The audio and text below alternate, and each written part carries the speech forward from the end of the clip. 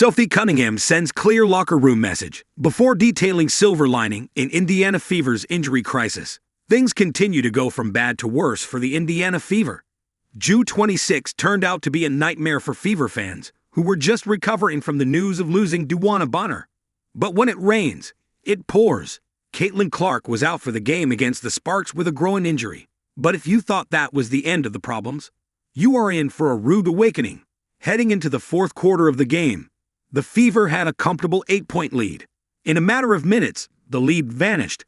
The Sparks snapped out of their 3-match losing run to beat the Fever by 10 points.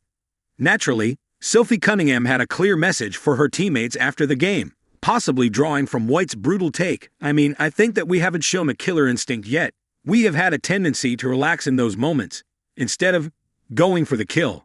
It's just moments of mental lapses or mental relaxation that you can't have in this league. That's how Coach Stephanie White summed it up after witnessing yet another collapse. The Fever have now let double-digit second-half leads slip away in 3 of their last 4 games. Not what you'd ideally like from a team looking to win their second championship. So Sophie Cunningham didn't hold back after yet another frustrating loss for the Fever, who have now gone 2-4 without Caitlin Clark on the court. You're right, we've had double-digit leads going into the fourth. Then we just let it slip. So for us, we got to be better, she said. The Fever's fourth quarter woes have become a serious concern. Against the Sparks, they were outscored 35-17 in the final quarter. The Valkyries did the same damage, winning the fourth 33-18. And the Aces? They closed strong too, outscoring the Fever 31-20. If they don't figure out how to close games soon, it could derail their entire season. But Sophie did have some good news for everyone, as she tried to find the silver lining.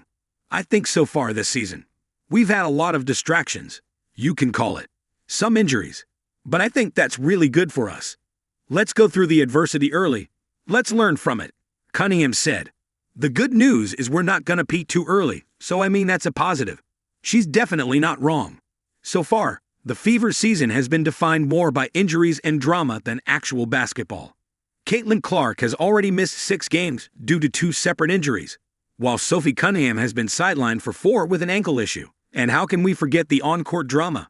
The altercations with Reese, Mabry, and Sheldon have made a fair few rounds on the internet, and it doesn't even stop there.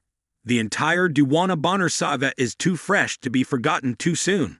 So yes, it's always better to face adversity early. It at least gives you time to regroup, fix the cracks, and gear up for the business end of the season. But are these problems fixable? Only time will tell.